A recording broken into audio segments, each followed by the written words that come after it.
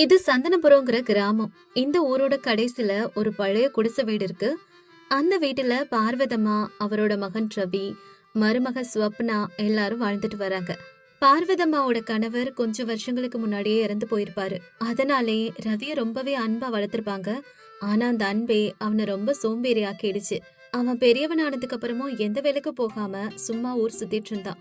ரவிக்கு கல்யாணம் பண்ணி வச்சா பொறுப்பு வரும்னு நம்பி பக்கத்து ஊரை சேர்ந்த ஸ்வப்னாங்கிற பொண்ண கல்யாணமும் பண்ணி வைக்கிறாங்க. ஸ்வப்னா அழகா இருப்பான், அதை விட நல்ல குணமானவ, கிராமத்து பொண்ணு, ஆனா சுறுசுறுப்பானவ. மாமியார் வீட்டுல கால் வச்ச நாள்ல இருந்து இந்த வீட்டை உயர்த்தணும்னு ரொம்பவே முயற்சி பண்ணுவா. ஆனா ரவியோட நடத்த அவளுக்கு பெரிய பிரச்சனையா இருக்குது. ரவி டெய்லியும் அவனோட ஃப்ரெண்ட்ஸ் கூட ஊரை சுத்திட்டு சாயங்காலம் தான் வீட்டுக்கு வருவான். அவங்களுக்கு இருந்து சின்ன நிலத்தையும் குத்தகைக்கு விட்டு அந்த பணத்தையும் வீணா செலவழிச்சிட்டு இருப்பான். ஸ்வப்னா எவ்வளவோ சொல்லியும் அவன் கொஞ்சம் கூட மாறல. பார்வதம்மாவும் மகன் மேல வச்சிருக்க பாசத்தினால எதுவும் சொல்ல முடியல. அப்படி ஒரு நாள், அம்மாடி ஸ்வப்னா, அவனை எதுவும் சொல்லாதம்மா. அவனுக்கு கோபம் வந்தா அதுக்கப்புறம் அவன் சொல்லாம கொல்லாம வீட்டை விட்டு போயிடுவான். அவனை பத்தி தெரியும்ல, அவனை நான் செல்லமாவே வளர்த்துட்டமா. அத்த, உங்க பாசம்தான் அவர் எப்படி சோம்பேறி ஆக்கிருக்கு. அவருக்கு கல்யாணம் ஆயிடுச்சு, கொஞ்சமாவது பொறுப்பு வேணாமா? வீட்டுல அரிசி கூட இல்ல, குத்தக பணமும் எப்பவோ காலி ஆயிடுச்சு. எதை பத்தியுமே அவர் யோசிக்கிறதே இல்ல அத்த. இப்படி இருந்தா எப்படி அத்த? கடவுள் இருக்கா மகளே, ஏதாவது ஒரு வழி பண்ணுவான், நீ கவலைப்படாதமா. பார்வதம்மா இப்படி சொல்றாங்க. ஆனா ஸ்வப்னாவுக்கு இது கொஞ்சம் கூட பிடிக்கல. நாட்களும் அப்படியே ஓடிட்டு இருக்கு. வீட்டுல இருந்த ஒவ்வொரு பொருளா அடகு வச்சு குடும்பத்தை நடத்த வேண்டிய சூழ்நிலை வருது. ஆனா ரவி மட்டும் எதுக்குமே கவலைப்படாம சுத்திட்டு இருக்கான். ஒரு நாள் நள்ளிரவு ஆகுது. ரவி ரொம்ப லேட்டா வீட்டுக்கு வரான். ஸ்வப்னா கணவனுக்காக பசியோட காத்துட்டு இருக்கா. அப்ப ரவி, என்ன ஸ்வப்னா, இன்னும் தூங்கலையா? எனக்காக வெயிட் பண்றியா? நான் வந்துட்டேன், எனக்கு ரொம்ப பசிக்குது, சூடா ஏதாவது எடுத்துட்டு வா ஸ்வப்னா. வீட்டுல சமைக்க எதுவுமே இல்ல. கொஞ்சம் இருந்த மாவுல காலையில உங்களுக்கு 2 சப்பாத்தி செஞ்சு கொடுத்தேன். மதியத்துல இருந்து நான் தண்ணியை தவிர எதுவுமே குடிக்கல, தெரியுமா? என்னடி ரொம்ப திமிரா பேசுற? நாம்பல, எனக்கு சோறு போடுறது பொண்டாட்டியான உன் கடமை, தெரியுதா? கடமை எனக்கு மட்டும் தானா, உங்களுக்கு இல்லையா? உங்க பொண்டாட்டி சாப்பிட்டாலா இல்லையான்னு ஒரு நாளாவது கவனிச்சிருக்கீங்களா? வீட்டு செலவை பத்தி ஒரு நாளாவது யோசிச்சிருக்கீங்களா? சொல்லுங்க. ஐய, ஆரம்பிச்சிட்டியா? போது, நிறுத்து உன் புராணத்தை. சோறு போடலைன்னா விடு, நான் போய் என் ஃப்ரெண்ட்ஸ் வீட்டுல சாப்பிட்டுக்கிறேன். அப்படி சொன்ன ரவி கிளம்ப பாக்குறான். அப்ப பார்வதம்மா, டே ரவி, இந்த நேரத்துக்கு நீ எங்கடா போவ? சொப்னா, அவன் ஏதோ தெரியாம பேசிட்டாமா, கொஞ்சம் சமாதானம் ஆகுமா? அத்த, நான் சமாதானம் ஆகுறது இது முதல் தடவை இல்ல. இதுக்கு மேல என்னால பொறுமையா இருக்க முடியாது அத்த. நான் இந்த வீட்டுல இருந்தா உங்க 2 பேருக்கும் சுமதான். நான் எங்க அம்மா வீட்டுக்கே போயிடுறேன் அத்த. ஸ்வப்னா அப்படி சொன்னதை கேட்டதும் 2 பேருக்கும் இதயமே நின்னது மாதிரி ஆயிடுது. ரவிக்கு தன்னோட மனைவினா ரொம்ப பிடிக்கும், ஆனா வெளியில காட்டிக்க மாட்டான். பார்வதம்மாவுக்கும் தன்னோட மருமகளை ரொம்ப பிடிக்கும். இப்ப ரவி பதட்டத்தோட இப்படி சொல்றான். ஸ்வப்னா, நான் ஏதோ கோபத்துல இந்த மாதிரி பேசிட்ட ஸ்வப்னா. நீ என்னை விட்டு எங்கேயும் போயிடாத. நான் நாளையில இருந்து மாறிடுறேன் ஸ்வப்னா, வேலைக்கும் போயிடுறேன். யாரும் எனக்காக எதுவும் மாற தேவையில்ல. நான் இனிமே இந்த வீட்டுல சும்மா உட்கார போறதில்ல. நானே இனிமே ஏதாவது வேலை செய்ய போறேன். அம்மாடி ஸ்வப்னா, நீதான் எதுவும் படிக்கவே இல்லையம்மா, நீ என்ன வேலைக்கு போவ? அத்த, எனக்கு சமையல் நல்லா வரும். நம்ம ஊர்ல சாயங்காலம் சாப்பிட எதுவுமே கிடைக்கிறது இல்ல. ஒரு சின்ன தள்ளுவண்டி கடை போட்டு டிஃபன் விக்கலான் இருக்கேன். இந்த வார்த்தையை கேட்டதுமே பார்வதம்மா திகச்சு போறாங்க.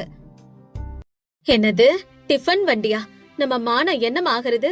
ஊரே நம்மள பார்த்து சிரிக்காதா? என் மகன் வேலைக்கு போகலன்னு மருமக ரோட்ல நின்னு விக்கிறான்னு பேச மாட்டாங்களா? இந்த வேலை எல்லாம் வேண்டாமா, சொல்றத கேளு. அத்த, மானோன்னு வீட்லயே உட்கார்ந்து இருந்தா பட்டினி தான் கிடக்கணும். உழைச்சு சம்பாதிக்கிறதுல என்ன மான குறைவு வரப்போகுது? யார்கிட்டாவது பிச்சை கேட்டாதான் மானம் போகும். உழைச்சா நம்ம வாழ்க்கை தான் உயரும், மானம் அதனால போகாது. அம்மா, ஸ்வப்னா சொல்றது சரிதான். என் தப்பாலதான் இந்த நிலைமை வந்துச்சு. அவ என்ன செஞ்சாலும் நான் அவளுக்கு சப்போர்ட்டா இருப்பேம்மா. பார்வதம்மாவுக்கு இது பிடிக்கலனாலும் மகனும் மருமக பக்கம் நிக்கிறதுனால அமைதியா இருக்காங்க. அடுத்த நாளே ஸ்வப்னா தன்னோட கழுத்துல இருந்த சின்ன தங்க செயினை வித்து அதுல வந்த பணம். ஸ்வப்னா, வண்டி எல்லாம் ரெடி பண்ணிட்டோம். ஆமா, நீ என்ன விக்கலான்னு இருக்கிற? அத சொல்லவே இல்ல. அதாவது, நான் புதுசா ஏதாச்சும் செய்யலாம்னு நினைக்கிறேன். நம்ம ஒரு கிராமம்னாலும் புது ருசிய விரும்புவாங்க. நான் சிக்கன் தோசை விக்கலான்னு இருக்கேன். சிக்கன் தோசையா? புதுசா இருக்கே, அது எப்படி இருக்கும்? அது என்னோட ஸ்பெஷல். ஒரு தடவை சாப்பிட்டா விட மாட்டீங்க. மதியமே வீட்டுல சுத்தமா சிக்கன் குழம்பு செஞ்சு கொண்டு வந்துருவேன். இங்க வந்து சூடா தோசையில போட்டு கொடுப்பேன். பாருங்க, மக்கள் எவ்ளோ கூட்டம் கூட்டமா வந்து சிக்கன் தோசையை வாங்க போறாங்கன்னு. பார்வதம்மாவுக்கு இந்த சிக்கன் தோசை ஐடியா பிடிக்கவே இல்ல. மருமக ரோட்ல நின்னு கூவி கூவி விக்க போறாளேன்னு கவலைப்படுறாங்க. ஆனாலும் பேசாம இருக்கிறாங்க. அன்னைக்கு சாயங்காலம் சந்தனபுரம் பஸ் நிலையம் பக்கத்துல ஸ்வப்னா சிக்கன் தோசை வண்டி ஆரம்பமாகுது. ஸ்வப்னா அழகான புடவையில முகத்துல சிரிப்போட நின்னுட்டு இருக்கா. ரவி அவளுக்கு பக்கத்திலேயே உதவியா நிக்கிறான். முதல்ல இத பாக்குற மக்கள் எல்லாம் ஆச்சரியமா பாத்துட்டு போறாங்க. சிக்கன் தோசையா, இது என்ன வினோதமா இருக்குன்னு அவங்களுக்குள்ளே சிரிச்சுக்கிறாங்க. அப்ப ஒருத்தரு, என்னம்மா தோசைக்குள்ள சிக்கனா? டேஸ்டா இருக்குமா? ஒரு தடவை சாப்பிட்டு பாருங்க சார், உங்களுக்கு பிடிக்கலனா பணமே தர வேணாம். அந்த வார்த்தையை கேட்டோனே 4 பசங்க தைரியமா ஆர்டர் கொடுக்கறாங்க. ஸ்வப்னா வீட்ல இருந்து கொண்டு வந்த வாசனையான சிக்கன் குழம்ப தோசை நடுவுல போட்டு மடிச்சு பிளேட்ல வைக்கிறா. அந்த வாசனைக்கே அங்கிருந்தவங்களுக்கு எல்லாம் வாய் ஊறுது. ஸ்வப்னா தோசையை கொடுத்ததும் அந்த பசங்க அந்த தோசைய சாப்பிட்டு பாக்குறாங்க. ஒரு துண்டு சாப்பிட்டதுமே ஆச்சரியப்பட்டு போறாங்க. அடடடடா, என்ன ருசி! தோசை நல்லா கிறிஸ்பியா, அதுக்குள்ள இந்த சிக்கன் மசாலா வச்சு ரொம்ப அட்டகாசமா இருக்குப்பா. ஆமாடா, இப்படி ஒரு தோசையை நான் அது வரைக்கும் சாப்பிட்டதே இல்லடா. ஏக்கோ, இன்னும் ஒரு 4 தோசை வீட்டுக்கு பார்சல் கட்டுக்கா. இத கேட்டு அங்கிருந்தவங்க எல்லாம் ஒரேடியா அந்த வண்டியை சுத்தி நிக்கிறாங்க. எனக்கு ஒரு சிக்கன் தோசை, எங்களுக்கு 2 தோசைன்னு ஆர்டர் கொடுத்துக்கிட்டே இருக்காங்க. அன்னைக்கு கொண்டு வந்த சிக்கனும் மாவும் 2 மணி நேரத்திலே தீந்து போயிடுது. ரவியும் ஸ்வப்னாவும் அந்த பணத்தை எண்ணுறப்போ கண்கள்ல ஆனந்த கண்ணீர் வருது. முதல் நாளே எதிர்பாராத அளவுக்கு லாபம். வீட்டுக்கு வந்து அந்த பணத்தை பார்வதம்மா கையில கொடுக்கறாங்க. அவங்களும் மௌனமா அத கடவுள் படத்துக்கு முன்னாடி வைக்கிறாங்க. கொஞ்ச நாட்கள்லே சொப்னா சிக்கன் தோசையோட பேரு ஊரெங்கும் ஃபேமஸ் ஆயிடுது. ரவியும் ரொம்பவே நல்லா மாறி போயிடறான். காலையில எந்திரிச்சு சிக்கன் வாங்குறது, மசாலா அரைக்கிறது, சாயங்காலம் வண்டியில சொப்னாவுக்கு உதவி பண்றதுன்னு அதுவே அவனுடைய வாடிக்கை ஆயிடுது. வீட்லயும் கஷ்டங்கள்லாம் தீருது, கடன்களும் அடைக்கப்படுது. பார்வதம்மாவும் மகனோட மாற்றத்தையும் மருமகளோட சம்பாத்தியத்தையும் நினைச்சு ரொம்பவே சந்தோஷப்படுறாங்க. ஆனாலும் அவங்க அத பெருசா வெளியில காட்டிக்கல. இப்படி நாட்கள் போயிட்டு இருக்கும் போது பார்வதம்மாவோட மகள், அதாவது ஸ்வப்னாவோட நாத்தனார் லீலா வீட்டுக்கு வர்றா. லீலாவோட கணவன் நகரத்துல பெரிய வேலையில இருக்காரு. அதனாலே அவளுக்கு அகம்பாவம் அதிகம். வீட்டுக்கு வந்ததும் ஊரார் சொன்னதெல்லாம் கேள்விப்படுறா. உங்க அண்ணி சிக்கன் தோசை விக்கிறாங்களாமே, ரொம்ப ருசியா அப்படின்னு சொன்னதை கேட்டு லீலாவுக்கு ரொம்ப அவமானமா தெரியுது. ஸ்வப்னா இப்படி ரோட்ல கடை போட்டு சிக்கன் தோசை விக்கிறது லீலாவுக்கு சுத்தமா பிடிக்கல. அதனால வீட்டுக்குள்ள வந்ததுமே அவங்க அம்மா கிட்ட சண்டை போட ஆரம்பிக்கிறா. என்னம்மா நடக்குது இந்த வீட்டுல? குடும்ப மானத்தையே வாங்கிட்டு இருக்கீங்க. அவங்க ரோட்ல உட்காந்து சிக்கன் தோசை வித்துட்டு இருக்காங்க, நீ அத உட்காந்து வேடிக்கை பார்த்துட்டு இருக்கியாமா? அது இல்ல லீலா, வீட்டுல ரொம்ப கஷ்டம்டி, அதனாலதான். அம்மா, யார் வீட்டுல கஷ்டம் இல்ல, கஷ்டம்னு இப்படி மானத்தை விக்கலாமா? என் ஃப்ரெண்ட்ஸுக்கெல்லாம் அது தெரிஞ்சா என்னை பத்தி என்ன நினைப்பாங்க? உடனே அந்த வண்டி கடையை நிப்பாட்ட சொல்லுங்க. அந்த வண்டி கடையை நிறுத்த முடியாது நாத்தனாரே. நாங்க இன்னைக்கு 3 வேளை சாப்பிடுறோம்னா அதுக்கு காரணம் அந்த வண்டி கடை தான். அதை வச்சுதான் அந்த குடும்ப கடனையும் அடைச்சோம். ஓ, உனக்கு சம்பாதிக்கிறோன்னு ரொம்ப திமிரு வந்துருச்சா? நீ ரோட்ல போய் நிக்கிற, அந்த கடைக்கு எத்தனை ஆம்பளைங்க வராங்க தெரியுமா? எல்லாரும் கடைக்கு வராங்களா இல்ல ஒண்ணு பார்க்க வராங்களோ? யாருக்கு தெரியும் இதெல்லாம்? ச்சே, அசிங்கமா இருக்கு இதெல்லாம் நினைச்சாவே. லீலாவோட இந்த வார்த்தைகளை ஸ்வப்னானால தாங்கிக்கவே முடியல. லீலா, என்ன பேசுற நீ? நான் கஷ்டப்பட்டு உழைச்சு சம்பாரிச்சிட்டு இருக்கேன். லீலா, என்ன நினைச்சிட்டு இருக்கா? இதுக்கப்புறம் சொப்னா பத்தி ஒரு தப்பான வார்த்தை பேசினாலும் மரியாதை இருக்காது. அவ இந்த குடும்பத்தோட மானத்தை காப்பாத்தின சாமி, தெரிஞ்சுக்க. ஓ, இப்ப அண்ணன் கூட அண்ணன் பொண்டாட்டி பின்னாடியே சுத்துறாரா? சரி, இத நான் என் வழியில பாத்துக்கிறேன். நான் போறேன் இங்க இருந்து. குடும்பமே லீலாவுக்கு எதிரா பேசவும் ஸ்வப்னா மேல இவளுக்கு பகைமை வருது. ஊரோட ஹெல்த் இன்ஸ்பெக்டருக்கு ஸ்வப்னாவை பத்தின பொய் புகார கொடுக்கறா லீலா.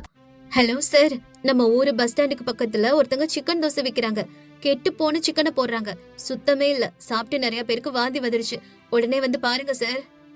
அடுத்த நாள் சாயங்காலம் அந்த கடைக்கு முன்னாடி மக்கள் கூட்டமா நிக்கிறாங்க. அப்ப ஜீப்ல இருந்து இறங்கி ஹெல்த் இன்ஸ்பெக்டரும் 2 கான்ஸ்டபிள்ஸும் வராங்க. அப்ப இன்ஸ்பெக்டர் எல்லாரையும் பார்த்துட்டு இப்படி சத்தமா கேக்குறாரு. இங்க யாருமா சொப்னா? கடையை மூடுங்க, உங்க மேல புகார் வந்திருக்கு. கெட்டு போன சிக்கனை விக்கிறீங்களா? இப்படி சொன்னதும் ஸ்வப்னாவும் ரவியும் அதிர்ச்சி ஆறாங்க. அங்கிருந்த மக்களுமே ஆச்சரியப்படுறாங்க. நான் தான் சார் ஸ்வப்னா, அப்படியெல்லாம் எதுவும் இல்ல. நான் டெய்லியும் புது சிக்கன் தான் சார் வாங்குறேன். அதையும் என் கையால சுத்தமா கிளீன் பண்ணி தான் செய்யறேன் சார். கம்ப்ளைண்ட் வந்திருக்குன்னு சொல்ற பேசிட்டு இருக்கா? எல்லாத்தையும் ஓபன் பண்ணுவா, செக் பண்ணணும். அப்படி சொன்ன இன்ஸ்பெக்டர் சிக்கன் குழம்பு பாக்குறாரு. சுத்தமா வேக வச்ச குழம்பு நல்ல வாசனையாவும் இருக்கு. மாவு தண்ணீர் எல்லாம் பல பலன்னு இருக்கு. அப்ப அந்த இன்ஸ்பெக்டர் அங்கிருந்த மக்கள் கிட்ட, ஏன்பா நீங்க தினமும் இங்க சாப்பிடுறீங்களே, இவங்க சமையல் எப்படி இருக்கு? யாருக்காவது உடம்புக்கு ஏதாவது பிரச்சனை வந்திருக்குதா? ஐயோ, அப்படிலாம் எதுவும் இல்லையா. இந்த பொண்ணு எப்பவுமே ருசியா நல்ல சுத்தமா தான் எங்களுக்கு சமைச்சு கொடுக்கறாங்க. நாங்க டெய்லி சாப்பிடுறோம். எங்களுக்கு இது வரைக்கும் எந்த பிரச்சனையும் வந்ததில்ல. யாரோ போய் புகார் கொடுத்திருக்காங்க. இத கேட்ட உடனே இன்ஸ்பெக்டருக்கு விஷயம் புரியுது. தூரத்துல நின்னு பாத்துக்கிட்டு இருக்க லீலாவ ரொம்பவே கோபமா பாக்குறாரு இன்ஸ்பெக்டர். இப்ப இன்ஸ்பெக்டர் ஸ்வப்னா கிட்ட இப்படி சொல்றாரு. ஆமா, உன் சமையல் எல்லாம் ரொம்ப சுத்தமா தான் இருக்கு. உன்னை பத்தி யாரோ போய் புகார் தான் கொடுத்திருக்காங்க. நீ தைரியமா உன் தொழில பார். அதுக்கப்புறம் அங்கிருந்த லீலா கிட்ட போய் இன்ஸ்பெக்டர் இப்படி சொல்றாரு. இங்க பாருமா, பொறாமப்பட்டு இந்த மாதிரி எல்லாம் அடுத்தவங்க மேல போய் புகார் கொடுத்துட்டு இருந்தேனா அடுத்து உன் மேலதான் கேஸ் போடுற மாதிரி இருக்கும். முதல்ல இங்க இருந்து கிளம்புமா, சும்மா தேவையில்லாம. லீலா இத கேட்டு அவமானத்தால தலை குனிறா. மக்கள் அவளை பார்த்து பலவிதமா பேச ஆரம்பிக்கிறாங்க. இது வீட்டுல இருந்த பார்வதம்மாவுக்கு தெரிஞ்சு மகள் இப்படி பண்ணிட்டாங்கிற கோபத்துல வந்து லீலாவ பல்லார்னு ஒரு அறை விடுறாங்க. லீலா அத பார்த்து ரொம்பவே அதிர்ச்சி அடைறா. ஐயோ, உன்ன மாதிரி ஒரு புள்ளைய பெத்ததுக்கு நான் வெக்கப்படுறேன். மருமக நம்ம குடும்பத்துக்காக எவ்வளவு கஷ்டப்படுறா. நீ அவளை பழி வாங்க இப்படி எல்லாம் பண்ணிருக்கியே. உன்னை நினைச்சா கேவலமா இருக்கு எனக்கே. அம்மாடி சொப்னா, இவளுக்காக நான் உன்கிட்ட மன்னிப்பு கேட்டுக்கிறேம்மா. முதல்ல இப்படி ஒரு வேலை செய்ய போறேன்னு சொன்னப்ப நான் தான் வேணான்னு சொன்னேன். ஆனா அதுக்கப்புறம் உன் வேலைதான் நம்ம குடும்ப மானத்தையே காப்பாத்திருக்குது. கடினமா உழைக்கிறவோ முன்னாடி என் மகளோட பணத்திமிரும் அகம்பாவமும் தோத்து போயிருச்சுமா. இதுக்கப்புறம் நான் உனக்கு உதவியாதான் இருப்பேன் எப்பவும். அப்படி சொன்ன பார்வதம்மா அதுக்கப்புறம் ஸ்வப்னாவுக்கு உதவியா கடையில இருந்து காசு வாங்குற வேலைய பார்க்க ஆரம்பிக்கிறாங்க. ஸ்வப்னா எப்பவும் போல சிரிச்ச முகத்தோட எல்லாருக்கும் தோசை சுட்டு கொடுக்கறா. எல்லாரும் வந்து ஆர்வமா அவளோட சிக்கன் தோசைய வாங்கி சாப்பிடுறாங்க. அப்ப லீலா வந்து ஸ்வப்னா கிட்ட, ஸ்வப்னா என்ன மன்னிச்சிடு. உன்னோட கடின உழைப்ப புரிஞ்சுக்காம அகம்பாவத்தால இப்படி ஒரு தப்பு பண்ணிட்ட. I'm sorry. நாத்தனாரே, பரவாயில்ல. எதுக்காக மன்னிப்பெல்லாம் கேக்குறீங்க? நம்ம எல்லாரும் ஒரே குடும்பம். அதுக்கப்புறம் எல்லாரும் குடும்பமாவே அந்த கடைக்கு உழைக்க ஆரம்பிக்கிறாங்க. கடையும் மேலும் மேலும் வளர ஆரம்பிக்குது. அந்த குடும்பமும் சந்தோஷமா இருக்குது. ஸ்வப்னாவை நினைச்சு அவளோட கணவனும் மாமியாரும் ரொம்பவே பெருமைப்படுறாங்க. இந்த ஸ்வப்னா சிக்கன் தோசை கடைங்கிறது வெறும் கடை மட்டும் இல்ல, ஒரு கிராமத்து பெண்ணோட சுயமரியாதையும் விடாமுயற்சியையும் கடின உழைப்பையும் காட்டுது. தேவரப்பள்ளிங்கிற கிராமத்துல சாந்தமான ஒருத்தவங்க இருந்தாங்க. அவங்களோட 2 பசங்களுக்கும் கல்யாணம் நடக்குது. அந்த கல்யாணத்துல அவங்க சொந்தக்காரங்க எல்லாம் இப்படி கேட்டுட்டு இருந்தாங்க. கல்யாணம் ரொம்ப சிறப்பா முடிஞ்சிருச்சு. உங்க 2 பசங்களுக்கு ஒரே மேடையில கல்யாணத்தை வச்சு கல்யாண செலவை குறைச்சிட்டீங்க போல இருக்கு. அப்படி பண்ண வேற ஒரு காரணம் இருக்குமா? பெரியவன் கிஷோருக்கு நாங்க பார்த்த பொண்ணுதான் வெண்ணிலா. எங்க சின்னவன் சுரேஷ் ஹாசினிங்கிற பொண்ண காதலிச்சு கல்யாணம் பண்ணிக்கிட்டான். வரதட்சணை 1 ரூபாய் கூட இல்ல. அதனால பெரிய மருமக வெண்ணிலாவோட கல்யாண செலவுல நாங்க இந்த கல்யாணத்தை நடத்திட்டோமா. அதுதான். பரவாயில்ல, சிக்கனமா கல்யாணத்தை நடத்திட்டீங்க. நல்ல விஷயம் தானே. இவங்க 2 பேரும் பேசிட்டு இருக்கும் போதே பக்கத்துல இருந்த காந்தம்மா, சின்ன மருமக வீட்டுல இப்ப எதுவும் செய்யலைனாலும் பின்னால கண்டிப்பா அவங்களுக்கு செய்வாங்க. ஆனா அது வரைக்கும் நீங்க 2 மருமகளையும் சரிசமமா நடத்துங்க, சரியா? அப்போ அந்த இடத்துல சாந்தம்மா சரிங்கிற மாதிரி சொல்றாங்க. அதுக்கப்புறம் கல்யாணம் முடிஞ்சு எல்லாரும் வீட்டுக்கு போறாங்க. 1 மாசம் முடியுது. அப்போ ஒரு நாள் பெரிய மருமக வெண்ணிலா வீட்டுக்கு முன்னாடி உள்ள தோட்டத்தை கிளீன் பண்ணிட்டு இருக்கா. அத பாக்குற சாந்தம்மா, என்னம்மா இந்த வேலையெல்லாம் நீயே செஞ்சிட்டு இருக்க? சின்ன மருமக என்ன பண்றா? இன்னும் தூங்கி எழுந்திருக்கலையா? பரவாயில்லத்த, நான் இந்த வேலைகள் எல்லாம் செஞ்சிடுவேன். அவ எந்திரிச்சதுக்கு அப்புறம் வேலை செய்யட்டும். அதனால என்ன இருக்கத்த? அது எப்படிமா? நீ கல்யாணத்துக்கு லட்சக்கணக்கில் வரதட்சணை கொண்டு வந்திருக்க. உன்கிட்ட போய் நான் அப்படிலாம் வேலை சொல்லலாமா? நீ எதுவும் வேலை செய்ய வேணாம். நல்லா சாப்பிட்டு உட்காந்து சீரியல் பார்த்துட்டு உனக்கு என்ன வேணாலும் நான் செஞ்சு தரேன். தன்னோட மாமியார் இப்படி சொன்னதும் வெண்ணிலாவுக்கு ரொம்ப சந்தோஷமாயிடுது. சரின்னு சொல்றா. அப்போ சுரேஷ் வெளியே வரான். அத பார்த்து சாந்தம்மா உடனே ஒரு வாளி தண்ணீரோட சுரேஷோட ரூம்குள்ள போறாங்க. அங்கே படுத்திருக்க ஹாசினி மேல அந்த தண்ணிய ஊத்துறாங்க. ஹாசினியும் திடுக்கிட்டு பயந்து எழுந்திருக்கிறா. எதிரில பார்த்தா யாருமே இல்ல. என்ன இது, யாருமே காணோம். மாமியார் தான் என் மேல தண்ணி ஊத்திருப்பாங்க நினைச்சேன். ஆனா யாரையும் காணுமே. அப்படி யோசிச்சு வெளியே வர்றா. என்னம்மா இப்ப மணி என்ன? இவ்வளவு நேரம் கழிச்சு எந்திரிச்சு வர்ற? இது கூட்டு குடும்பம். எல்லாரும் எந்திரிச்சு ஒவ்வொரு வேலை செஞ்சாதான் சரியா இருக்கும். நீ இப்படி நேரம் கழிச்சு தூங்கி எந்திரிச்சு வந்தா வேலைகள்லாம் யாரு செய்யறது? நான் இப்ப செய்யறேன் அத்த. அப்படி சொன்ன ஹாசினி அதுக்கப்புறம் இருக்க எல்லா வேலையும் அவளே செய்யறா. இத பாக்குற மாமியார் சாந்தம்மா வெனிலா கிட்ட, ஹாசினி எல்லா வேலையும் செஞ்சிடுவா, நீ போய் கொஞ்ச நேரம் ஓய்வெடுமா. இப்படி மாமியார் சொன்னதும் வெனிலா எதுவுமே பேசாம அங்கிருந்து கிளம்பிடுறா. அப்படியே அந்த நாள் முடியுது. அதுக்கப்புறம் அடுத்த நாள் காலை ஆகுது.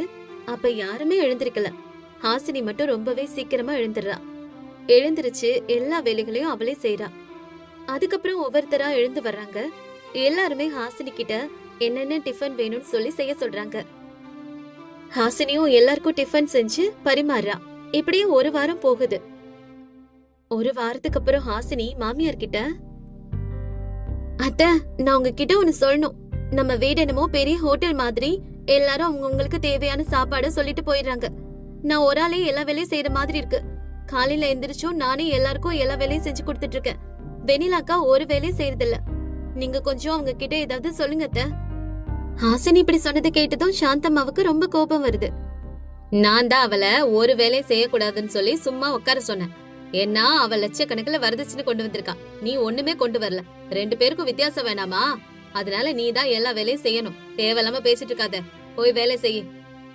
இத கேட்டோனே ஹாசினிக்கு ரொம்ப அதிர்ச்சி ஆகுது. அப்ப வரதட்சணை கொண்டு வந்தா தானா? நம்ம எல்லாருமே மனுஷங்க தானே. குறைஞ்சபட்சம் என்ன ஒரு மனுஷிய கூட பாக்கலையா? ஒரு மனுஷி எப்படி எல்லா வேலையும் செய்ய முடியும்? நீங்களாவது கொஞ்சம் புரிஞ்சுக்கோங்க அத்தை. இதெல்லாம் உனக்கு காதலிச்சு கல்யாணம் பண்ணிக்கிட்டு வர்றதுக்கு முன்னாடியே தெரியாதா இவ்வளவு கஷ்டம் வரும்னு? இந்த கஷ்டத்தெல்லாம் படலைனா எப்படி சொல்லு? அப்படி சொன்ன சாந்தம்மா அங்கிருந்து கிளம்பிடுறாங்க. அப்ப ஹாசினி தன்னோட மனசுக்குள்ள, எனக்கு இப்பதான் எல்லாமே புரியுது. அப்ப இவ்வளவு நாள் என்னோட மாமியார் வேணும்னே தான் அதெல்லாம் செஞ்சிருக்காங்க. லவ் மேரேஜ் பண்ணிட்டு வந்தா வரதட்சணை எதுவும் கொண்டு வரலன்னா அப்படி எல்லாம் செய்வாங்களா? நான் சத்தியமா அப்படி எல்லாம் யோசிச்சு கூட பாக்கல இவங்க இப்படி செய்வாங்கன்னு. அதுக்கப்புறம் ஹாசினி நடந்ததை எல்லாத்தையுமே தன்னோட கணவனான சுரேஷ் கிட்ட சொல்றா. ஹாசினி சொன்னதையெல்லாம் கேட்டு சுரேஷ் இப்படி சொல்றான். ஹாசினி, நீ இதுக்கெல்லாம் ஏதோ ஃபீல் பண்ணிட்டு இருக்காத. அம்மா சொல்றபடி கொஞ்ச நாள் கேளு, அதுக்கப்புறம் இது என்ன ஏதுன்னு பாக்கலாம். சுரேஷ் இப்படி சொன்னதும் ஹாசினியும் சரின்னு கேட்டுக்கிறான். ஆனா நாட்கள் போக போக மாமியாருடைய நடத்தை ரொம்பவே மோசமாகுது. மூத்த மருமகளான வெனிலா எந்த வேலையும் வீட்டுல செய்யறதில்ல. நினைச்ச நேரத்துக்கு எழுறதும் நினைச்ச நேரத்துக்கு தூங்குறதுமா இருக்கா. அவளுக்கான எல்லா வேலைகளையும் மாமியாரே கவனிச்சுக்கிறாங்க. இதெல்லாம் பாக்குற ஹாசினினால இது எதையுமே தாங்க முடியல. அதனால ஹாசினி மனசுக்குள்ள இப்படி நினைச்சுக்கிறா. நான் லவ் மேரேஜ் பண்ணிட்டு வந்ததுனால எதுவும் வரதட்சணை கொண்டு வராதனால மாமியார் வேணும்னே இப்படி எல்லாம் நடந்துக்கிறாங்க. எனக்கு நல்லா புரிஞ்சிருச்சு. ஆனா இதுக்கப்புறமும் நம்ம அமைதியா இருக்க கூடாது. என் புருஷன் கிட்ட இதை பத்தி சொல்லி ஏதாவது செய்யணும் அப்படின்னு நினைச்சு தன்னோட கணவர்கிட்ட இந்த விஷயத்த மறுபடியும் சொல்றா. எல்லாத்தையும் கேட்டுக்கிட்ட சுரேஷ், உன் பிறந்த வீட்டை பத்தி தெரியாதனால உங்க அம்மா அப்படி நடந்துக்கிறாங்க. உங்க வீட்டை பத்தி தெரிஞ்சு உங்களுக்கு எவ்வளவு சொத்து இருக்குன்னு தெரிஞ்சா அம்மாவோட நடத்த அப்படியே தலைகளா மாறி போயிடும் தெரியுமா? அதுவும் இல்லாம நீ வீட்டுக்கு ஒரே போகணும்னு எங்க அம்மாவுக்கு தெரியாது. அதனாலதான் அப்படி எல்லாம் பேசுறாங்க. என்னங்க நீங்க இப்படி பேசுறீங்க? அப்ப உங்க அம்மா பணத்தாசை பிடிச்சவங்க நீங்க ஒத்துக்கிறீங்களா? இப்படிப்பட்டவங்க கூட நம்ம எத்தனை நாள் இருக்க முடியும்? நம்ம உடனே தனி கொடுத்துன்னு போலான்னு நினைக்கிறேன். என்ன சொல்றீங்க? நம்ம அப்படி பண்ணோம்னா நீ வந்துதான் குடும்பத்தை பிரிச்சுட்டேன்னு ஓமல்தான் பழி போடுவாங்க. இதெல்லாம் தேவையா? அதனால நான் சொல்றபடி செய் அப்படின்னு சொல்லிட்டு ஹாசினிக்கு அவன் ஒரு விஷயத்த சொல்றான். அதுக்கு ஹாசினி உடனே சரின்னு சொல்லி அவளோட பேரண்ட்ஸ்க்கு ஃபோன் பண்ணி ஏதோ பேசுறான். அந்த பக்கம் ஹாசினியோட அம்மா ரத்னா பேசுறாங்க. ஹாசினி, நீ சொல்றதுல எனக்கு உடன்பாடு இல்லைனாலும் நீ அந்த வீட்டுல சந்தோஷமா வாழணுங்கிறதுக்காக நாங்க உனக்காக வச்சிருக்க நகைகள் எல்லாம் எடுத்துட்டு வரோம். இத கேட்டதும் ஹாசினியும் ரொம்பவே சந்தோஷப்பட்டு சரின்னு சொல்லிட்டு போனை வச்சிரு. அடுத்த நாள் காலையில ஆகுது. அப்போ ஹாசினியோட அம்மா ரத்னா நிறைய நகைகளோட சாந்தம்மா வீட்டுக்கு வராங்க. சாந்தம்மா ரத்னாவை பார்த்து, வாங்கம்மா, உங்க பொண்ணு மாடியில இருக்கிறா, நான் கூப்பிடுறேன், நீங்க ஹால்ல உட்காருங்க, ஜூஸ் எடுத்துட்டு வரேன் அப்படி சொல்லிட்டு சின்ன மருமகளை கூப்பிடுறாங்க. சின்ன மருமகளோட சுரேஷும் அங்க வரான். வீட்டுல இருக்கிறவங்க எல்லாரையும் கூப்பிடுங்க. ரத்னா அப்படி சொன்னதும் சாந்தம்மா எல்லாரையும் வர சொல்றாங்க. வீட்டுல இருக்க எல்லாரும் அந்த இடத்துக்கு வராங்க. இங்க பாருங்க, வீட்டுல பெரியவங்கனால என் அண்ணியாருக்கும் ட்ரெஸ்ஸும் நகைகளும் எடுத்துட்டு வந்திருக்கேன் அப்படின்னு சொல்லிட்டு ஒவ்வொரு ஜோடிக்கும் நகைகளும் ட்ரெஸ்ஸும் குடுக்கறாங்க. ரத்னாவோட செயலை பார்த்து அங்க இருக்க எல்லாரும் ரொம்பவே ஆச்சரியப்படுறாங்க. அப்ப சாந்தம்மா, நீங்க இப்படி எல்லாருக்கும் பரிசு கொண்டு வந்து கொடுப்பீங்கன்னு நான் கொஞ்சம் கூட எதிர்பார்க்கவே இல்ல. இருங்க, நான் போய் ஜூஸ் எடுத்துட்டு வரேன். சாந்தம்மா அப்படி சொன்னதும் பதிலுக்கு ரத்னா, அதெல்லாம் ஒண்ணும் வேணாங்க, நான் உங்களை எல்லாம் பார்த்து உங்களுக்கு எல்லாம் பரிசு கொடுத்துட்டு போலான்னு தான் வந்தேன். நீங்க எல்லாரும் நாளைக்கு எங்களோட வீட்டுக்கு விருந்துக்கு வரணும், சரியா அப்படின்னு கேட்கவும் அங்க இருக்க எல்லாரும் சரின்னு சொல்றாங்க. அப்படியே அந்த நாள் முடியுது. அடுத்த நாள் எல்லாரும் ரத்னா வீட்டுக்கு போறாங்க. ரத்னா வீட்டுல வேலையாட்கள் பல வகை பழங்களை எடுத்துக்கிட்டு போறாங்க. அப்ப சாந்தம்மா ஹாசினி கிட்ட, ஆமா ஹாசினி, இந்த பழங்கள் எல்லாம் எங்க இருந்து எடுத்துட்டு வராங்க? பக்கத்துல ஏதோ மார்க்கெட் கூட இல்லன்னு நினைக்கிறேன். மார்க்கெட்டுக்கு போக வேண்டிய அவசியம் என்ன இருக்குத? எங்களுக்கு சொந்தமா தோட்டம் இருக்கு, அங்க இருந்து தான் எல்லாத்தையும் எடுத்துட்டு வராங்க. ஹாசினி இப்படி சொன்னதும் சாந்தம்மா ரொம்பவே ஆச்சரியப்பட்டு அவங்களோட சொத்தை பத்தி கேட்க ஆரம்பிக்கிறாங்க. 10 ஏக்கர் மாம்பழ தோட்டம், 10 ஏக்கர் தென்னை தோட்டம், 3 மீன் குளங்கள் இருக்கு, 5 இறால் குளங்கள் இருக்கு, 10 ஏக்கர் வயல் இருக்கு, அப்புறம் இன்னும் கொஞ்சம் பணம் நகைகள்லாம் இருக்கு தாத்த. நான் ஒரே பொண்ணுதான், அதனால அவங்க சேர்த்து வச்சிருக்க சொத்து முழுசும் எனக்கு மட்டும்தான் சொந்தம். ஹாசினி இப்படி சொன்னதும் சாந்தம்மா மனசுக்குள்ள, இத்தனை நாளும் பொன் முட்டையிடுற வார்த்தையா நான் இவ்ளோ வேலை செய்ய சொல்லி கொடுமைப்படுத்தினேன், தப்பு பண்ணிட்டனே. அதுக்கப்புறம் அங்க சாப்பிட்டுட்டு எல்லாரும் கொஞ்ச நேரம் பேசிட்டு இருந்துட்டு வீட்டுக்கு வர்றாங்க. அடுத்த நாள்ல இருந்து மாமியார் சாந்தம்மாவோட நடவடிக்கையே சுத்தமா மாறிடுது. ஹாசினி கிட்ட எந்த வேலையும் வாங்குறது இல்ல. பெரிய மருமகள் வெனிலாவையே எல்லா வேலையும் செய்ய சொல்றாங்க. அது மட்டும் இல்லாம வெனிலாவை பயங்கரமா திட்டவும் ஆரம்பிக்கிறாங்க. இதெல்லாம் பாக்குற ஹாசினி ஒரு நாள், அத்த, நீங்க எப்பவுமே பணத்துக்கு தான் முக்கியத்துவம் கொடுப்பீங்களா? எல்லா வேலையும் ஒருத்தரே பண்ண சொன்னா எப்படி பண்ண முடியும்? முன்னாடி நான் பலியான, இப்ப என்னோட அக்கா பலியாகிறாங்க. எதுக்கு இந்த மாதிரி எல்லாம் பண்றீங்க? இந்த மாற்றம் ஏன்னு உங்களுக்கும் தெரியும், எங்களுக்கும் தெரியும். பணத்தை பார்த்து முக்கியத்துவத்தை மாத்துறீங்க, அது அவ்வளவு நல்லது இல்ல. 2 மருமகளையும் நீங்க ஒன்னா தானே பாக்கணும். 2 பேரையும் உங்க கண்ணை நினைச்சு 2 பேரையும் அன்பு செலுத்துங்க, அப்பதான் குடும்பமும் சந்தோஷமா இருக்க முடியும். இந்த மாதிரி ஒரு நாள் ஹாசினி மாமியாரான சாந்தம்மாவை எல்லாரும் முன்னாடியும் பேசிடுறா. ஆனா சாந்தம்மா எதுவுமே திருப்பி பேசல. அன்னையில இருந்து 2 மருமகளுங்களும் வேலைய பகிர்ந்து செய்ய ஆரம்பிக்கிறாங்க. நாட்கள் போக போக மாமியாரோட நடத்தையில பெருசா மாற்றம் வருது. அந்த மாற்றத்தால 2 மருமகள் கிட்டயும் மாமியார் மன்னிப்பு கேக்குறாங்க. அப்ப 2 பேருமே சிரிச்சுக்கிட்டு மாமியார அணைச்சுக்கிறாங்க. அன்னையில இருந்து சாந்தம்மாவும் பணம் இருக்க மருமக, பணம் இல்லாத மருமகள்னு வேறுபாடு காட்டாம 2 பேரையும் அன்பா கவனிச்சுக்கிறாங்க.